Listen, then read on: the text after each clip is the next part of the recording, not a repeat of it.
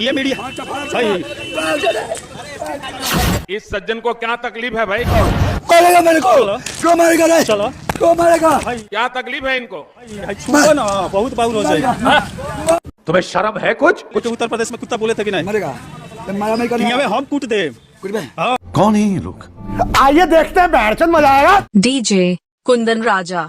तो का हाल बा भाई लोग, आशा करते कि अच्छा होगा, मस्त होगा। तो भैया ये गलवा बाबा अब हो गए हुलिया टाइट। अब रोड पर भैया सूत के रोके करत न तांडव बीच बाजार में। आप लोग वीडियो में एखनी हजार आ नहीं वहू ले नहीं तो 1000 रुपया मांग करता इंटरव्यू में बोले खाती बाहर एक भाव बढ़ गई।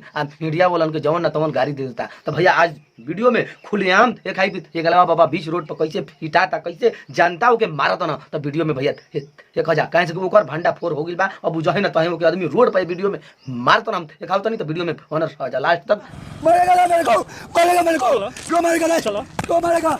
तो भाई लोग वीडियो में खुद देखनी है तेगलवा बाबा जौन तेगलवा बाबा के नाम से बा मीडिया वाला से झगड़ा कर आ त्रिशूल से हाथापाई शुरू हो गई बा। काहे कि कोई कहीं माने झगड़ा करता बीच बाजार में, माने मीडिया वाला भी आवत तन से तो वनी ले बात जाता, यानी कि ओकर माथा हेंग हो गई बा साफा। तो भैया वीडियो में देखत रह जा ऐसे ही कैसे आ जाता जनता के कैसे मारत न कूट कूट के। तो वीडियो में देखा जा मीडिया गाड़ी देबो, हां गाड़ी देबो।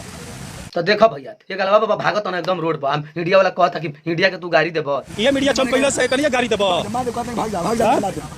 ये मीडिया तारा के हाईलाइट कैलस। तो 100% भैया और बात सही बा। ये मीडिया ये हितवा के इंटरव्यू लेके वायरल कैलस। आज मीडिया वालन के गाड़ी देता। अब देख लो भैया खुलेआम वीडियो में एक और क्लिप दिखाओ तो वीडियो में रुको। ये देख सकते हैं गोपालगंज का बरौली बाजार है और यहाँ पर ये बवाल मचाया हुआ। तो भाई लोग देख लो मीडिया वाला खुद कहता कि गोपालगंज के बरौली बाजार है और वहाँ पर एकदम धमाल अपन मचौले बिना पैसे लिए न्यूज नहीं बना रहा और इस समय रोड पर लीला करना शुरू कर दिया। तो कहा तो बीच चौराहा पर आप लोग वीडियो में देखने जा आ देखिए बीचे चौराहा पर जाकर सूत के आ लोट के का तांडव करता। तो वीडियो में भैया देखा जा होनिया चलो आउट में चलो। तो भाई लोग वीडियो में देखल जा कि माने बीच रोड पर तांडव शुरू हो गई सूत के आ त्रिशूल लेके आउजी अपन लागल कहता आओ मार, माने मीडिया के मारे अते कि ओकरा से सवाल करे अब माने कि अपन तांडव शुरू कर देले बा। तो भैया वीडियो में देखा जा कतना आदमी जनता झूठ के कैसे पूछत न। तो वीडियो में देखा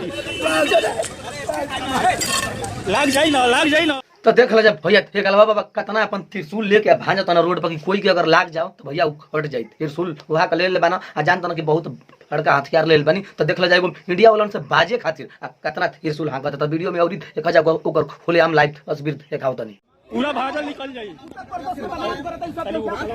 तो भाई लोग देख लो जब पूरा जनता एकजुट हो के एक अलवा बाबा के माने कह दलस कि पूरा माने कि त्रिशूल के रुद्राज के अपमान करता। तो भैया वीडियो में देखा जा अब माने कि झुंड लगा के कैसे ये गलवा बाबा के माने लौटा के हर तनसो। तो वीडियो में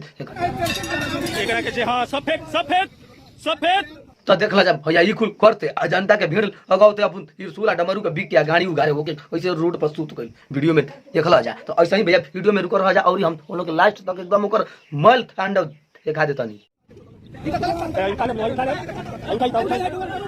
तो देख ला जा भाई लोग ऐसा रोड पर सुतल बा लागता कि मरी गई बा ढाका लागल बा माने जाम लगा गई आदमी इतना के देखे वाला आ गई बा ना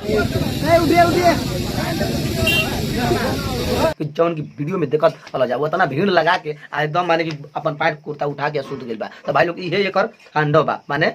तब भैया इस अपन वीडियो के एंड करते हैं। अगर वीडियो अच्छा लगता है कि एक लाइक एक शेयर कर जा, चैनल के सब्सक्राइब कर जा और पेज के फॉलो कर जा। मिलता नहीं फिर कोनो दूसर वीडियो के लेके, तब तक के लिए नमस्कार प्रणाम धन्यवाद।